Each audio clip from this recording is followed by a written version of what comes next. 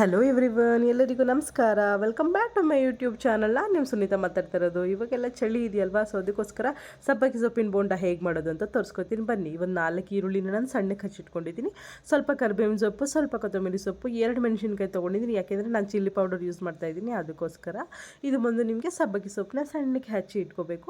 ಇದು ಏಕೆಂದರೆ ಬಾಯಿಗೆ ಸಿಗ್ತಾಯಿದ್ರೆ ಚೆನ್ನಾಗಿರುತ್ತೆ. ಸೊ ಬೋಂಡು ಜೊತೆಗೇ ಅದು ಇದಾಗಿರುತ್ತೆ, ಅದಕ್ಕೋಸ್ಕರ ಸಣ್ಣಕ್ಕೆ ಹಚ್ಚಿ ಇಟ್ಕೊಳ್ಳಿ. ಚಿಲ್ಲಿ ಪೌಡ್ರನ್ನ ಹೇಳ್ದಂಗೆ ಚಿಲ್ಲಿ ಪೌಡರ್ ತೊಗೊಂಡಿದ್ದೀನಿ. ಮತ್ತು ಇದಕ್ಕೆ ಬಂದು ನಿಮಗೆ ನೆಕ್ಸ್ಟು ಕುಕ್ಕಿಂಗ್ ಆಯಿಲು. ನಾನು ಯೂಸ್ ಮಾಡೋದು ಬಂದು ಫಿಯೋನೋ ಕುಕ್ಕಿಂಗ್ ಆಯಿಲು. ತುಂಬಾ ಚೆನ್ನಾಗಿರುತ್ತೆ, ಯಾವುದೇ ಥರದ್ದು ಏನೂ ಆಗೋದಿಲ್ಲ. ಇದು ಬಂದು ರುಚಿಗೆ ತಕ್ಕಷ್ಟು ಉಪ್ಪು ಬೇಕಾಗುತ್ತೆ.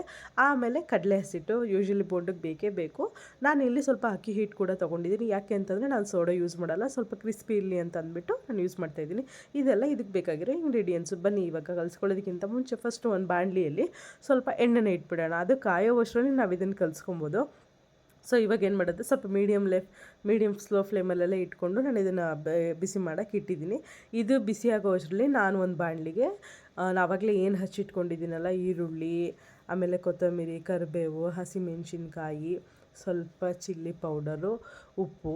ನಾನು ಇದರಲ್ಲೇ ಆ್ಯಕ್ಚುಲಿ ಫಸ್ಟೇ ಕಲಿಸ್ಕೊತಾ ಇದ್ದೀನಿ. ಯಾಕೆ ಅಂತಂದರೆ ಚಿಲ್ಲಿ ಪೌಡ್ರು, ಉಪ್ಪು ಇದೆಲ್ಲ ಹಿಡೀಲಿ ಅಂತಂದ್ಬಿಟ್ಟು ಸಬ್ಬಕ್ಕಿ ಸೊಪ್ಪು ಏನೇನು ಕಡಲೆ ಹಸಿಟ್ಟು, ಅಕ್ಕಿ ಹಸಿಟ್ಟು ಬಿಟ್ಟು ಮಿಕ್ಕಿದ್ದು ಎಲ್ಲನೂ ಉಪ್ಪು ಮತ್ತು ಚಿಲ್ಲಿ ಪೌಡರ್ನ ಹಾಕಿ ನಾನು ಇದನ್ನು ನಿಧಾನಕ್ಕೆ ಕಲಿಸ್ಕೊಳ್ತಾ ಬರ್ತೀನಿ. ನೀವು ಫಸ್ಟು ಯಾವುದೇ ಕಾರಣಕ್ಕೂ ನೀರು ಹಾಕ್ಬಿಡಿ, ಏಕೆಂದರೆ ಸಬ್ಬಕ್ಕಿಲಿ ಸ್ವಲ್ಪ ನೀರಿನಂಶ ಇರೋದ್ರಿಂದ ನೀವೇನು ಮಾಡಬೇಕು ಅಂತಂದರೆ ನಿಧಾನಕ್ಕೆ ಅದನ್ನು ಕಲಿಸ್ತಾ ಬರಬೇಕು. ನೋಡಿ, ಈ ರೀತಿ ಕಲಿಸ್ತಾ ಬರಬೇಕು. ಈರುಳ್ಳಿ ಎಲ್ಲ ಏನಿರುತ್ತಲ್ಲ ಅದೆಲ್ಲ ಕಚ್ಕೊಂಡಿರುತ್ತಲ್ವ, ಅದೆಲ್ಲ ಸ್ವಲ್ಪ ಬಿಡಿ ಬಿಡಿ ಆಗುತ್ತೆ. ಸೊ ತಿನ್ನೋದಕ್ಕೂ ನಿಮಗೆ ತುಂಬಾ ಚೆನ್ನಾಗಿರುತ್ತೆ. ನೋಡಿ, ಇದೆಲ್ಲ ಫುಲ್ಲು ಕಂಪ್ಲೀಟ್ ಆದಮೇಲೆ ನಿಮಗೆ ಕಡಲೆ ಹಸಿಟ್ಟು ಹಾಕಬೇಕು, ಸ್ವಲ್ಪ ಅಕ್ಕಿ ಹಸಿಟ್ಟು. ನೋಡ್ಕೊಳ್ಳಿ, ನಿಮ್ಗೆ ಅದು ಗೊತ್ತಾಗ್ತಾ ಇರುತ್ತೆ, ಕಲಿಸ್ತಾ ಇರೋಂಗೆ ನಿಮಗೆ ಗೊತ್ತಾಗ್ತಾ ಇರುತ್ತೆ. ಇವಾಗ ಇದಕ್ಕೊಂದು ಸ್ವಲ್ಪ ಉಪ್ಪು ಹಾಕ್ಕೊಂಡು ನಾನು ಮತ್ತೆ ಅದೇ ರೀತಿ ಸೇಮು ಅದನ್ನು ಕಲಿಸ್ತಾ ಬರ್ತಾಯಿರ್ತೀನಿ. ನೋಡಿ ಯಾವ ರೀತಿ ಮಿಶ್ರಣ ಮಾಡಬೇಕು ಅಂತ. ಕೈ ಬಿಡಬೇಡಿ, ಕಲಿಸ್ತಾನೆ ಇರಿ. ಅದೇ ಕಾರಣಕ್ಕೂ ಮತ್ತೆ ತೆಗಿಯೋದು ಅದೆಲ್ಲ ಮಾಡಿಬಿಡಿ, ಕಲಿಸ್ತಾನೆ ಇರಿ. ಅಕ್ಕಿ ಹಿಟ್ಟು ಹಾಕೊಳ್ಳೋದ್ರಿಂದ ತುಂಬಾ ಕ್ರಿಸ್ಪಿಯಾಗಿ ಬರುತ್ತೆ. ಸೋಡಾ ಬೇಕಾದರೂ ಸೋಡಾನ ಹಾಕ್ಕೋಬೋದು, ನಾನು ಇಲ್ಲಿ ಸ್ಕಿಪ್ ಮಾಡಿದ್ದೀನಿ, ಅಕ್ಕಿ ಹಸಿಟ್ಟು ಯೂಸ್ ಮಾಡ್ತಾಯಿದ್ದೀನಿ. ನೋಡಿ, ಈ ರೀತಿ ಒಂದೊಂದು ಚೂರು ನೀರು ಹಾಕ್ಕೊಳ್ಳಿ, ಜಾಸ್ತಿ ನೀರು ಹಾಕೋಕ್ಕೆ ಹೋಗಬೇಡಿ ಒಟ್ಟಿಗೆ.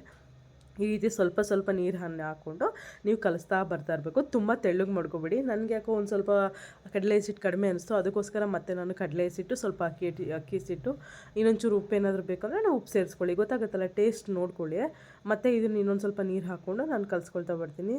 ನಿಮ್ಗೆ ಇವಾಗ ತುಂಬ ಗಟ್ಟಿಗೂ ಬೇಡ, ತುಂಬ ತೆಳ್ಳಗೂ ಬೇಡ, ಒಂದು ಮೀಡಿಯಮ್ ರೇಂಜಲ್ಲಿ ಕಲಿಸ್ಕೊಳ್ಳಿ. ನಿಮಗೆ ಗೊತ್ತಾಗ್ಬಿಡುತ್ತೆ ಕನ್ಸಿಸ್ಟೆನ್ಸಿ. ನೀವು ಬೋಂಡ ಎಲ್ಲ ಮಾಡಿರ್ತೀರಲ್ಲ, ಆ್ಯಸ್ ಯೂಶ್ವಲ್ ಅದೇ ಥರ ಮಾಡಬೇಕು. ನೀವು ನೋಡಿ, ಸೇಮು ನಾನು ಇವಾಗ ತೋರಿಸ್ತಾ ಇದ್ದೀನಿ ನೋಡಿ ಯಾವ ರೀತಿ ಅಂತ. ಒಂದು ಉಂಡೆ ನಾನು ಕಟ್ ಕೂಡ ತೋರಿಸ್ತೀನಿ ನಿಮ್ಗೆ. ನೋಡಿ, ಈ ರೀತಿ ಬಂದರೆ ಸಾಕು, ಆಲ್ಮೋಸ್ಟ್ ಬೆಂದಿರುತ್ತೆ.